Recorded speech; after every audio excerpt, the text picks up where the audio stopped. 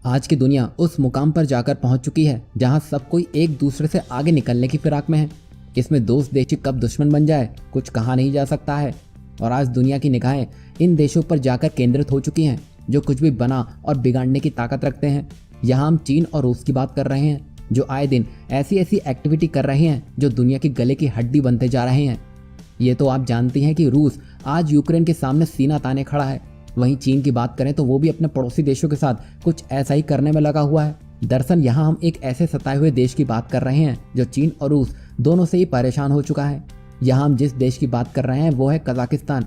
दरअसल यहाँ कजाकिस्तान को रूस से भी ठोकर लग रही है और साथ ही साथ चीन भी उसको दबाने की फिराक में है। पहले चीन और कजाकिस्तान के बीच में तकरार होती थी तो रूस बीच बचाव करता था, लेकिन अब समीकरण बदल चुके हैं। अब रूस और चीन ऐसे साथी बन चुके हैं जो एक दूसरे की बुराई भी नहीं सुन सकते हैं।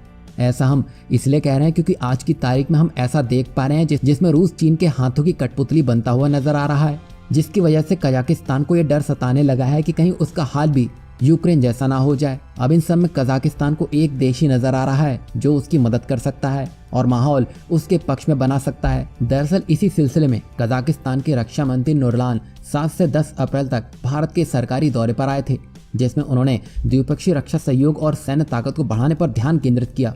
यहाँ पर रक्षा मंत्री राजनाथ सिंह और कजाकिस्तान के रक्षा मंत्री ने वैश्विक आतंकवाद के खतरे से निपटने और शांति बनाए रखने के मुद्दे पर भी चर्चा की। यहाँ हम आपको बता दें कि कजाकिस्तान के साथ ही साथ उज्बेकिस्तान के साथ भी भारत के मधुर संबंध है और इसी के साथ ही साथ ये दोनों ही देश चीन के धुर विरोधी भी हैं।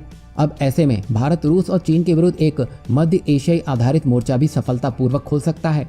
यहाँ हम बता दें कि कजाकिस्तान अपनी सैन्य ताकत को बढ़ाने के लिए भारत के साथ मिलकर अलग अलग हथियारों को को डेवलप और उनकी को प्रोडक्शन करना चाहता है, जिसमें वो सुखोई 30 को अपग्रेड करके उसकी ताकत को बढ़ाना चाहता है। एक तरह से देखा जाए तो ये भारत के लिए एक सुनहरा मौका है जिसमें वो रशिया और चीन दोनों को ही एक साथ साध सकता है, क्योंकि रूस और चीन दोनों ही पाकिस्तान को सैन्य स्तर पर मदद करते आए हैं और ऐसे में भारत के लिए कजाकिस्तान टिट फॉर टैट का ऑप्शन बनकर सामने आया है।